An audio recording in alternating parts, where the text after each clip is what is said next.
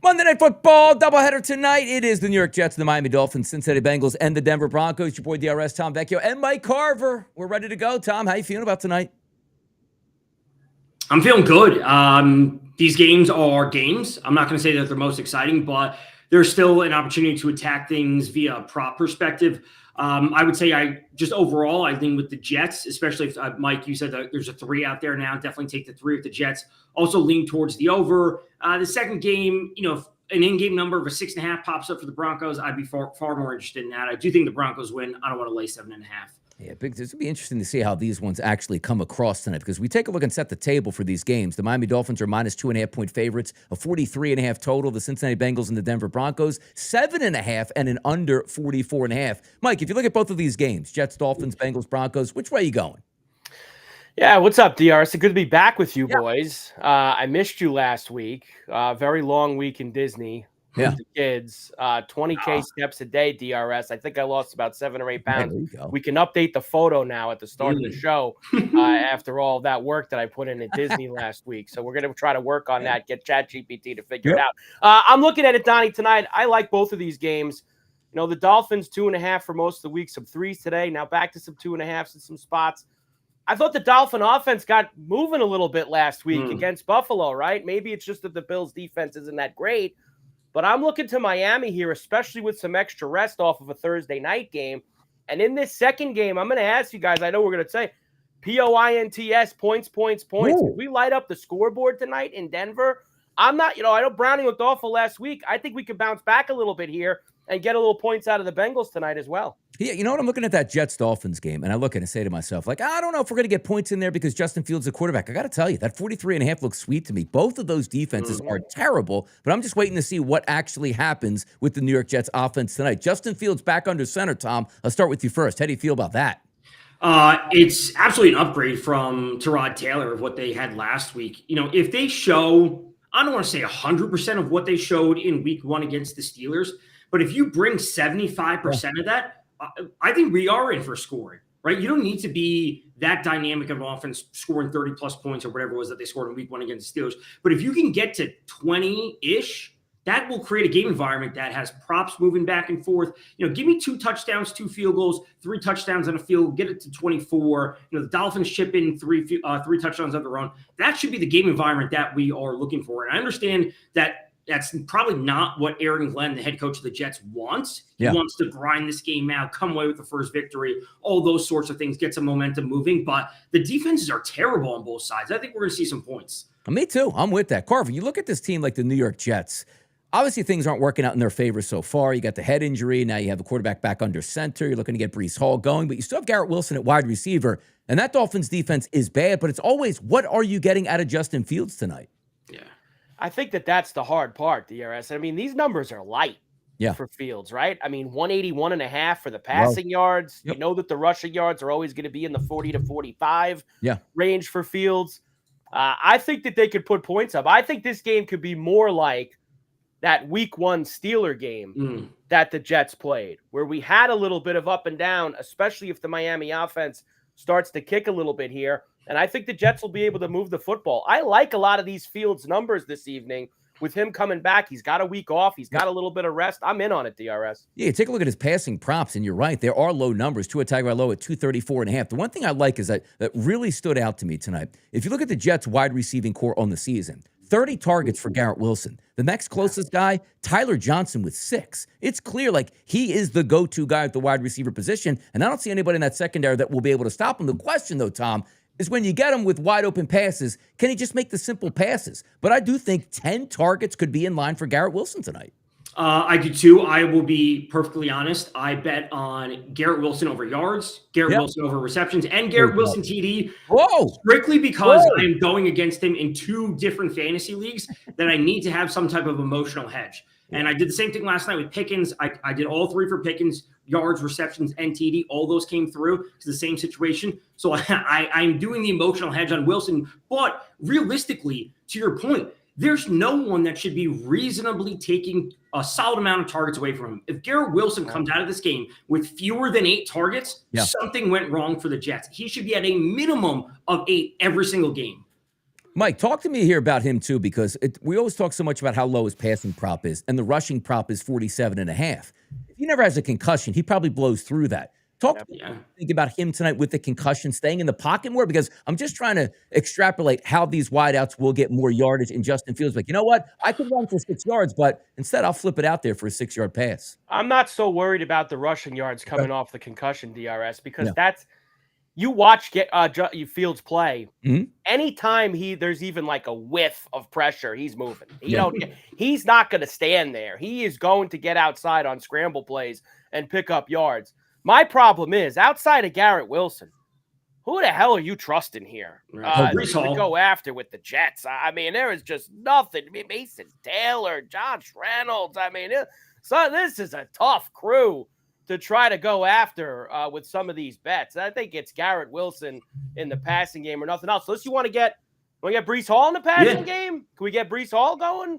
I mean, that's what was Breece Hall's receiving? 21 for receiving, 56 rushing. What's the long, Tom? How about the longest reception for Breece Hall?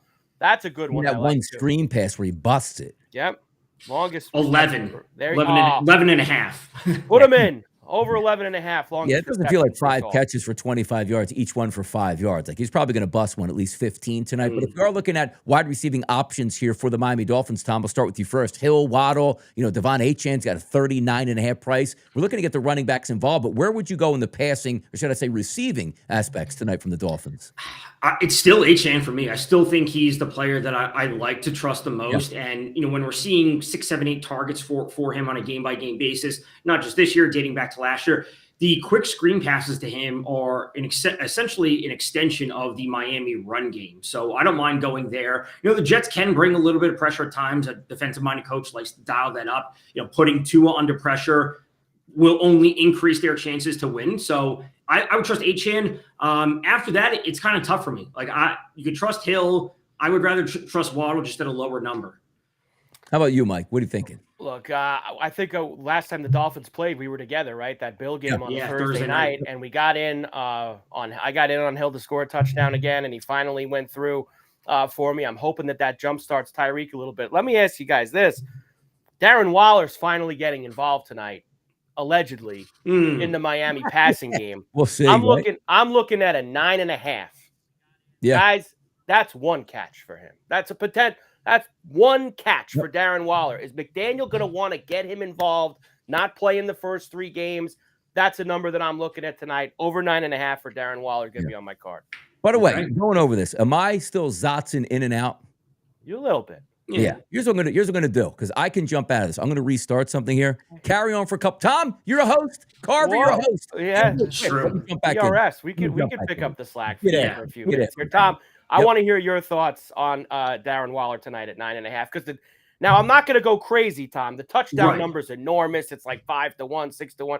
But just a taste. McDaniel just getting them involved a little bit tonight at 9.5. So last year, their tight end was Jonnu Smith, if I remember right. So there are huge year. McDaniel. Yeah. There are McDaniel things to draw on that the play calling style does accentuate tight end usage. So that is something to grab onto. I will say, if Waller goes over, I think he'll have 20. And if he goes under, he's going to have none. It's not going to be like, oh, he gets to 10. Oh, you squeeze by, you got to 10 or 11. You're lucky to get through. Like, if he goes over, I do think it'll be like 3 catches, 20, 25 yards, and you will be pretty comfortable to do so. Or it's going to be the other end of the spectrum. It's just completely dead. He's just not involved at any point, any capacity. I'll say that. The odds are juicy. They're juicy. 15's 158. I know. 20 yards plus 255 for him. I could double check how the Jets are against tight ends, but I will say I did take Fields under 8.5 rushing attempts.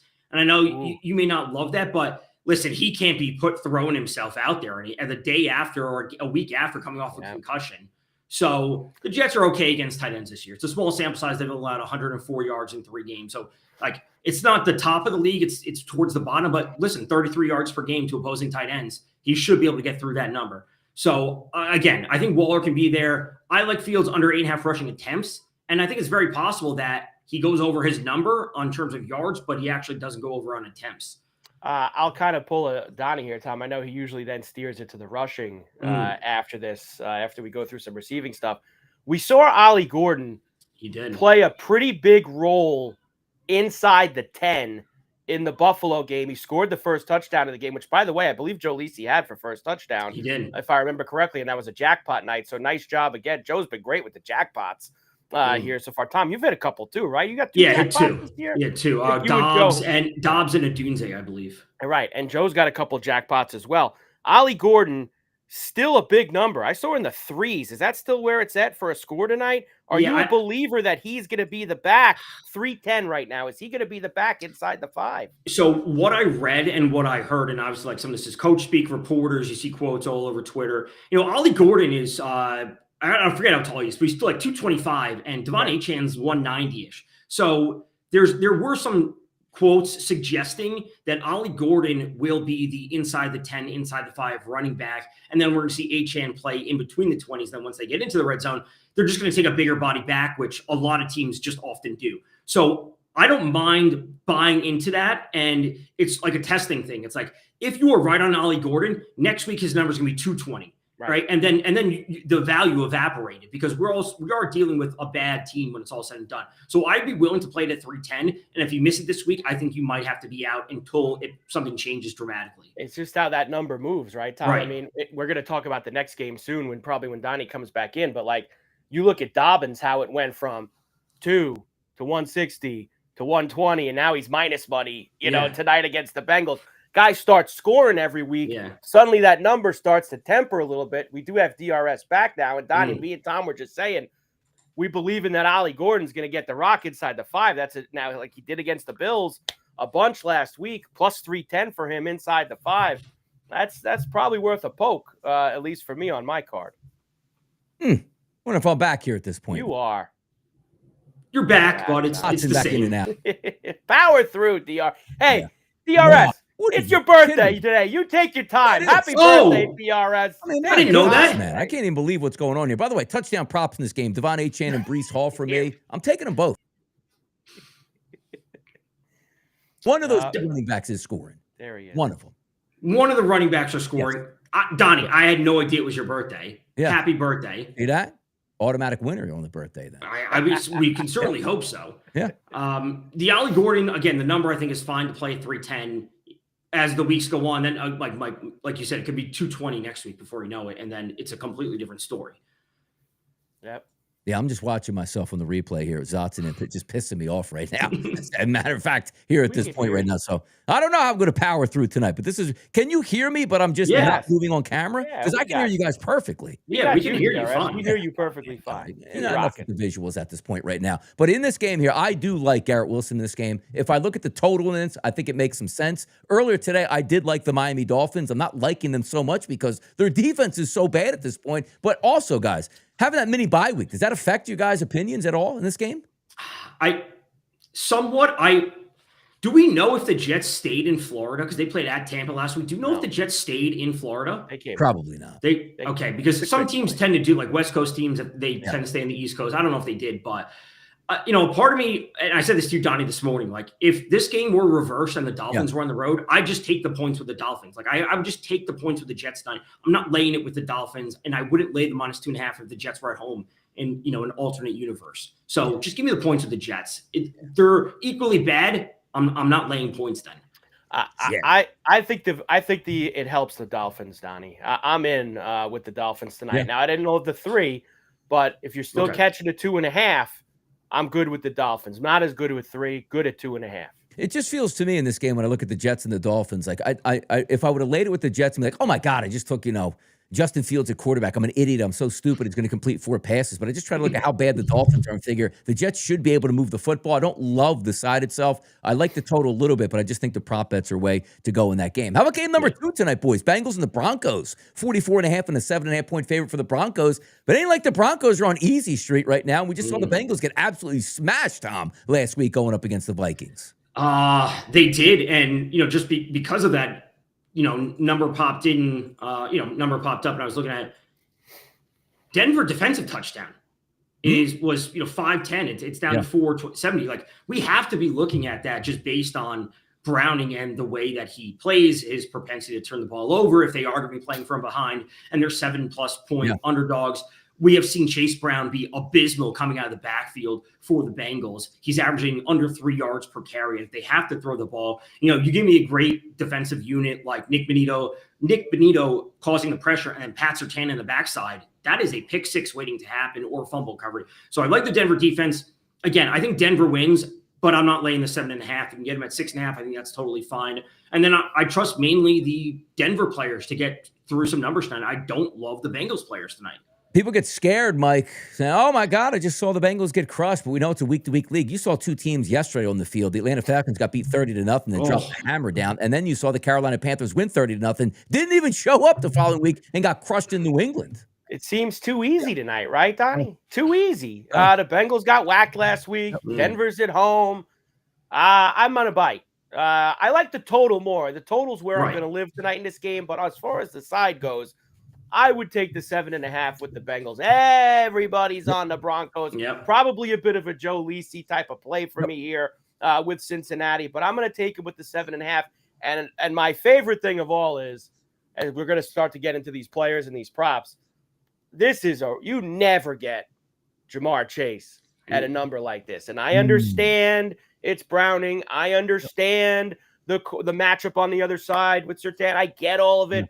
180 for Jamar Chase. I'll take a shot. Let's go. Oh, so you're saying the TD? Yes, touchdown for Chase. Yes, okay, so I thought you were referring to his yards, which are only 68 now. So they were 65. That's light too. It is light. It's very, very light. I honestly, is that 65 earlier in the day? Now that you say 180 on Chase, I would be far more willing to play his touchdown than his yards. I think that's like, if they do get into the red zone, you got to look to your best player, and that's Jamar Chase. But him going for 70 or 80, that may not happen. He could have 4 or 5 catches for 50 yards because the defense is so good, but he still comes through with a touchdown. How about if we look at the passing yards here? Jake Browning, 219.5. He was so bad last week, but you figured you can throw on the Denver Broncos. They haven't been lights out on defense this year. His touchdown prop also over 1.5 at a plus 172 price. Any looks at Jake Browning tonight? I'll start with you, Tom. I think the yards are fine. I do. If they are playing from behind, as I am anticipating them, they're not going to be pretty. I don't think it's going to be easy for him, but I do think he gets there. And it's partly because the Broncos' run defense has been, pretty solid, but Chase Brown's just been terrible. And when you're looking at the Bengals offensive line, they're second worst in the league in terms of yards before contact. They literally cannot protect their running backs. So they're generating no push. So if they literally can't move the ball on the ground, Jake Browning going for 240 in an abysmal effort wouldn't surprise me. How about looking at Bo Nix on this side? I'll start with you first, Mike. 221.5. Everybody can do whatever they want against the Cincinnati Bengals defense. Hey, playing Bo Nix tonight if you are at all. I like him for a touchdown in the game on the ground.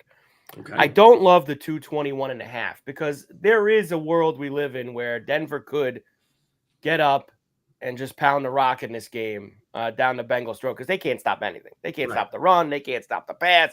This might be a big J.K. Dobbins night. I do like the over 1.5 touchdown passes. A little minus 124. I usually like a little bit better than that there. I like the Browning over 1.5, like you said, at 172 more. But Bo Nix is not a guy that I typically like playing. I like him more on the rushing side than I do the passing side. Let's get to those rushing props in this game. Chase Brown, 58.5. J.K. Dobbins, 62.5. Bo Nix, 21.5. R.J. Harvey, 23.5. And Jake Browning, 8.5. The guy doesn't run it all, but for some reason we think we might be able to get double-digit yards tonight. Tom, I'll start with you first. Any takers there? J.K. Dobbins, Chase Brown, the 2 1As. Yeah, it's Dobbins for me. It's just really that simple. And I know a lot of people are high on R.J. Harvey, and I think he can probably get over his number as well. But J.K. Dobbins is the player that the Broncos have been leaning into. The defensive matchup is absolutely fantastic for him because the Bengals don't bring anything on the defensive side of the ball. I think he gets through his number over 62.5, over 63, wherever you can find it. I think it's super straightforward tonight. I know there's a part of me that wants to see Bo Nix, but I think Bo Nix has been pretty terrible to start the year. And a part of me thinks that they want to build confidence with him. And because this defense is so bad, they're going to want him to push the ball just to build the team around that. Hey, we have a guy that can throw for 275 and lead us to a victory instead of being, I think he's PFF's second or third worst quarterback to start the year.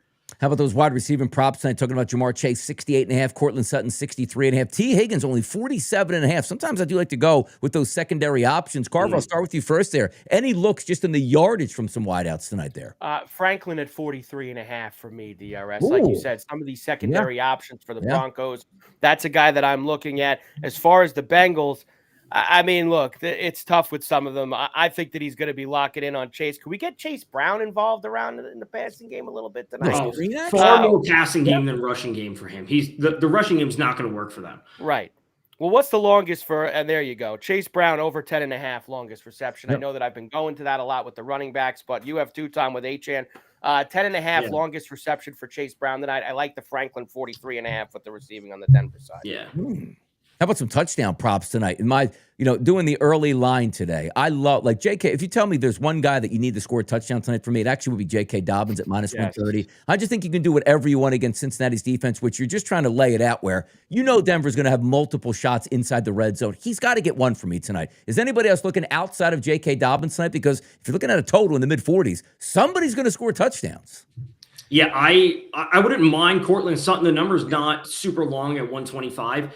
But frankly, if you do think the Denver offense goes over their team total and does the majority of scoring in this game, I'd rather just take a shot on Franklin and Harvey and just hope that one come through at 220 and 240. You just hope that one of them crosses, and then you're good on that. It's really that simple. I don't love the Dobbins number. I don't love the Sutton number. I could talk myself into Sutton. If you have a boost and you can get it to like plus 150, I think that's fine. Like also, like Carver, like looking at the touchdown props, like I love the double up wideouts. You have to figure they're probably going to get one touchdown pass from Cincinnati. Jamar Chase plus 180, as you're pointing out, and T. Higgins plus 250. Yeah. Like one of those is going to catch a touchdown for me tonight. When is this Gesicki going to get involved too? Go big. 5-1 for Gesicki this evening. That's a possibility. I like Chase, as I mentioned before. I'm with you, Tom. I'm in on Franklin. I mentioned the yardage, but the 220 for him, and I do like the Bo Nix rush at 3-1. I think that this is going to be a spot for Nix inside where he could do it. And yes, Donnie, look, I think that the Dobbins, I think that's a nice piece you could put in. Everybody gets these boosts for 3-4 leg SGPs. I think putting the Dobbins touchdown in there is a nice spot tonight. I really, super simple, like you said, Mike. I think a lot of people are just going to be Dobbins TD, Broncos money line, and then do you like Dobbins yards? Do you like Sutton yards? Whatever it might be. Yeah. Makes some sense. A doubleheader, 7-16 start, 8-16 start, which I absolutely love because if one of these games is bad, at least you have another one on your TV that you can possibly even bet live. So let's just circle back to that Jets-Dolphins game, minus 2.5 total, 43.5. Tom, I'll start with you first and some prop bets that you like there. Yeah, I would take the Jets with the points, lean to the over. As I said, I'm on all of Garrett Wilson because I have to be based on the hedge going up against him in two different fantasy matchups. So over Wilson, yards, receptions, and the TD. I'm on Justin Fields under 8.5 rush attempts. I just don't think he should be pushing himself too much coming off of a concussion. Hopefully the coaching staff tells him to do so. And I don't mind Achane in the passing game. What do you think there, Mike? Yeah, I'm going to take the Dolphins minus the 2.5 tonight in this game. I'm going to go with touchdowns for Tyreek Hill and Braylon Allen for the Jets as well. I do like that Waller over 9.5. I'm going to have that involved in my card, and the Breece Hall longest reception over 11.5 in terms of that also in the passing game. Yeah, Connor Hughes, I think, is a beat writer for the Jets. Said Darren Waller is making his Dolphins debut tonight. His training camp with the Giants was one of the 3 to most 5 dominant I can remember covering since 2014. So, is he going to recover? Is he going to recover? Is he going to dominate tonight? And could it be one of those where he gets like 2 catches for 14 yards? Like, I'm a genius. You know what I mean? Donnie, you were out when me and Tom were talking about this, but it's a 9.5 number for Waller. And like Tom said, he gets 2 or 3 grabs. The alts are super juicy at 15 plus, 20 plus, 25 plus. Those are some big numbers they're handing out for those. Exactly. It's like you take a guy like Jahan Dotson on the Eagles, like, okay, 6.5. Like, wait a second, that's a 30-yarder. You had 25 plus, you're looking at 3-1, 4-1 at that point, where you can certainly eat if he gets involved because he's not playing tonight to be a decoy. They're going to have packages involved for him here and see if he can get going. For me, I like Garrett Wilson in this game. I was really close to taking the Jets team total over 19.5, but I didn't want to bite off more than I can chew. And I figured Garrett Wilson, and also, if you said, well, Donnie, why don't you just look at like Justin Fields' passing numbers? If Justin Fields is at 180, and the target share goes to Garrett Wilson, it's a no-brainer. Like, if he throws for 180, Garrett Wilson's not going to finish with 20 yards tonight because that means Breece Hall went 10 catches for 123 himself. Like, Garrett Wilson's going to be the center point for me tonight. I do like the over 43.5, but I like Wilson the best. So let's start with that Broncos, Bengals game and recap that one. Tom, again, I'll start with you first. -7.5, 44.5, and some prop bets that you like. Wouldn't lay it with the Broncos at 7.5. Yeah. You're going to end up winning by 14 or whatever, but I still think the Bengals are the right side to be on, at least from that perspective. Sutton and Dobbins both over their yards. It's 63, 64, and 65, respectively, for Dobbins and Sutton. I just think they get it done. They should be pushing around this Bengals defense when it's all said and done. And then again, if you have a boost, I would put it on Sutton and jump those odds up from 125 to whatever you can get it to in the 150s. I think that's the way to play it. And choose your player on the Bengals. If you think it's T. Higgins at 47, he should be able to get over that. There you go. Carver, what do you got, baby? Yeah, Tutties, we just said it. Yep. I'm going with Franklin, Jamar Chase, and Bo Nix tonight. I do love Troy Franklin over 43.5 for the yards as well. I'm going to get the Chase Brown over 10.5 longest reception in the mix, and I will use, Donnie, when I put it together, the Dobbins TD in some 3-leg SGPs. That is going to be a good anchor leg for me in a few of them tonight. Yep. All I'm asking for out of J.K. Dobbins is give me 2 touches in the red zone. He'll get a touchdown out of it, which probably means he carries from inside the 5-yard line, bust a tackle against that bad defense to get in the end zone. I like Dobbins. He's now -125 at FanDuel. And then also, if I'm just going from a Cincinnati perspective for me, +180 on Chase, +260 on Higgins, just looking to split those. And if you get both of them, that is a crazy, crazy good night here. So I will say, Denver defense. Tom. That's it. Denver defensive touchdown. I'm throwing a little bit something on that. Who gets it? A tipped ball linebacker? Or are we going for the cornerback's house? It's going to be a pick six. Browning throws it across his body. The corner just jumps around and houses it for like 40 yards. Oh, I like to see. Wow. There we go. Monday Night Football action. By the way, we got a good one Thursday night. Yeah. Rams, San Francisco 49ers, Purdy. Is he going to be there, Tom? I'm already on the Rams at -4.5. Wow. Bang it. You're not believing in Purdy. What if Mac Jones shows up? Could be better than Purdy. It's just Purdy's hurt. Ricky Pearsall's now dealing with a PCL. Yeah. Jennings got hurt. There's still no Kittle, et cetera. It's like, you give me the home team at a 4.5, the Rams are going to cook. Yeah, I think the Niners season could take a real bad turn. We're too injured. I gave up on them like 3 weeks ago. Once you start, McCaffrey's healthy, but everyone else is hurt. That's crazy, isn't it? Yeah, who's next? Calf injuries coming up in practice for McCaffrey here. So amazing. No doubt in my mind. It really is. Well, boys, good luck on the game tonight. The information was good. Tom Vecchio, Mike Carver, Donnie Rightside. We'll do it again on Thursday. And hopefully I won't be pixelated, but at least you can hear me. That's all we care about. Happy birthday, DRS. Happy birthday tonight, boys. Be good.